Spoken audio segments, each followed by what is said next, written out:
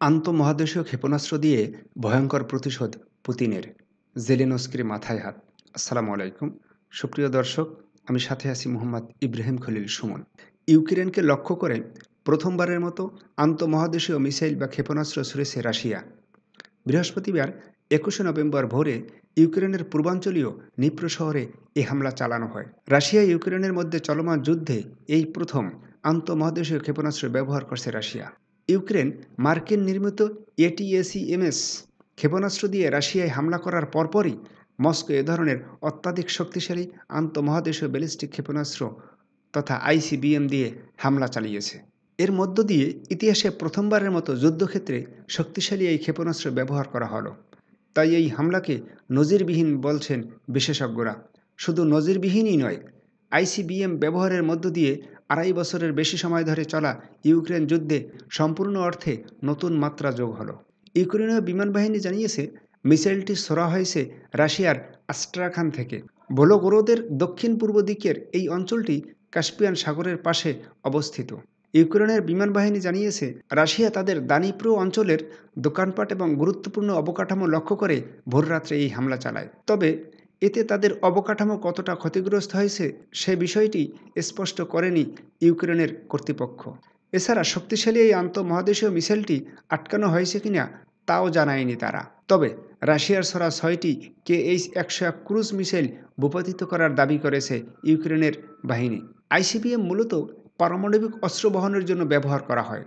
তবে গতকাল ছোড়া ক্ষেপণাস্ত্রে পারমাণবিক অস্ত্র ছিল না বলেই ধারণা করা হচ্ছে, কিন্তু বিষয়টি ইউক্রেনও স্পষ্ট করেনি। ইউক্রেনের বিমান বাহিনী শুধু জানিয়েছে, ক্ষেপণাস্ত্রটি রুশ ফেডারেশনের আস্ট্রাখান অঞ্চল থেকে ছোড়া হয়। এর দূরত্ব দানিপ্রো থেকে ৭০০ কিলোমিটারের বেশি। দানিপ্রো অঞ্চলের গভর্নর সেরহি লিসাক বলেছেন, রাশিয়ার হামলায় নিপ্রো শহরের একটি শিল্প প্রতিষ্ঠানে আগুন ধরে যায়। রাশিয়ার কুরস্ক অঞ্চলকে লক্ষ্য করে গত ২ দিনে যুক্তরাষ্ট্রের এবং যুক্তরাজ্যের নির্মিত দূরপাল্লার মিসাইল ছুড়েছে ইউক্রেন। এই হামলার পরপরই ইউক্রেনকে লক্ষ্য করে আন্তঃমহাদেশীয় ব্যালিস্টিক মিসাইল ছুড়ল মস্কো। ২০২২ সালের ২৪ ফেব্রুয়ারি রাশিয়া ইউক্রেনের মধ্যে যুদ্ধ শুরু হয়। সম্প্রতি রাশিয়া ইউক্রেনের বিশাল একটি অংশ দখল করে নিয়েছে। এরপরই রাশিয়ার ভূখণ্ডে মার্কিন ও ব্রিটিশ নির্মিত দূরপাল্লার মিসাইল ছুড়েছে ইউক্রেন। বিশেষজ্ঞরা বলছেন, যুক্তরাষ্ট্রের নতুন প্রেসিডেন্ট হিসেবে ডোনাল্ড ট্রাম্প ক্ষমতা গ্রহণের পর রাশিয়া ইউক্রেন যুদ্ধ বন্ধ করার চেষ্টা করবেন। ফলে দুই পক্ষ শেষ মুহূর্তে নিজ নিজ অবস্থান শক্তিশালী করার চেষ্টা করছেন। ইউক্রেনের সংবাদ মাধ্যম ইউক্রেইনস্কা প্রাবদার প্রতিবেদনে বলা হয়েছে, রাশিয়ার এই আন্তঃমহাদেশীয় ক্ষেপণাস্ত্রটি ছিল RS-২৬ রুবেস সিরিজের। এটি সলিড ফুয়েল বা কঠিন জ্বালানি দিয়ে চালিত। রাশিয়া ২০১২ সালে এই ক্ষেপণাস্ত্র সফলভাবে পরীক্ষা করে। এর দৈর্ঘ্য ১২ মিটার এবং ওজন ৩৬ টন। এটি ৮০০ কেজি ওজনের পারমাণবিক ওয়ারহেড বহন করতে সক্ষম। ব্যালিস্টিক ক্ষেপণাস্ত্র মূলত রকেট চালিত। স্বচালিত এই অস্ত্র মাধ্যাকর্ষণ শক্তিকে ব্যবহার করে সরাসরি লক্ষ্যে আঘাত হানে। আন্তঃমহাদেশীয় ব্যালিস্টিক ক্ষেপণাস্ত্র ৫,৫০০ কিলোমিটারেরও বেশি দূরত্ব গিয়ে লক্ষ্যবস্তুতে আঘাত হানতে সক্ষম।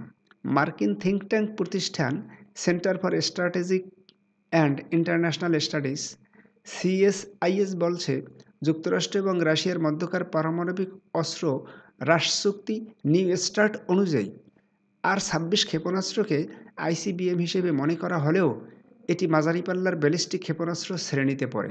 ৫,৫০০ কিলোমিটার দূরবর্তী লক্ষ্যবস্তুতে আঘাত হানতে সক্ষম এই ক্ষেপণাস্ত্র। ভারী অস্ত্রও বহন করতে পারে এটি। আইসিবিএম সহ ব্যালিস্টিক ক্ষেপণাস্ত্রকে ডিপ্রেসড মোডে নিক্ষেপ করা যায়। এর অর্থ এই মোডে ছোড়া ক্ষেপণাস্ত্র মহাকাশে প্রবেশ করে না এবং এর গতিপথ বায়ুমণ্ডলের মাঝেই সীমাবদ্ধ থাকে। তবে ক্ষেপণাস্ত্রটি বায়ুমণ্ডলে থাকাকালীন জ্বালানির বেশি ব্যবহার করায় পরিসীমার হ্রাস ঘটে। প্রতি সেকেন্ডে কয়েক কিলোমিটার গতিতে ছুটতে পারে আইসিবিএম।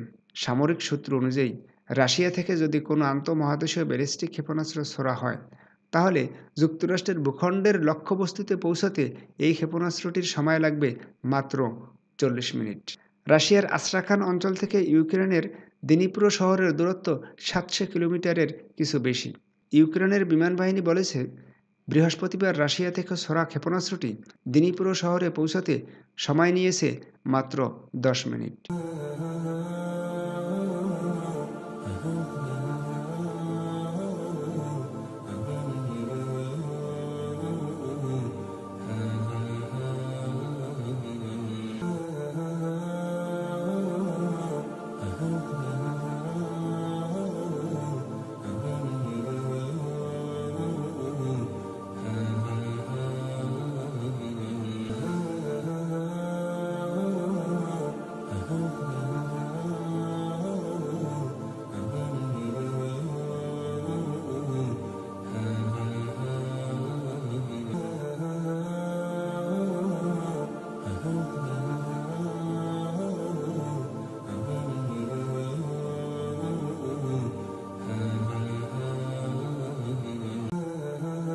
সুপ্রিয় দর্শক, আমার এই ভিডিওর বিষয়ে আপনাদের যদি কোনো মন্তব্য থাকে, আপনারা মন্তব্য করুন, আলোচনা করুন, সমালোচনা করুন। আপনাদের আলোচনা, সমালোচনা, মন্তব্য আমাকে আরও সুন্দরভাবে ভিডিও করার ক্ষেত্রে, উপস্থাপনা করার ক্ষেত্রে অনুপ্রেরণা যোগাবে। আপনারা যারা এখনো আমার চ্যানেলটি সাবস্ক্রাইব করেননি, অনুগ্রহ করে আপনারা আমার চ্যানেলটি সাবস্ক্রাইব করুন এবং যারা সাবস্ক্রাইব করেছেন তাদেরকে অসংখ্য ধন্যবাদ। আসসালামু আলাইকুম।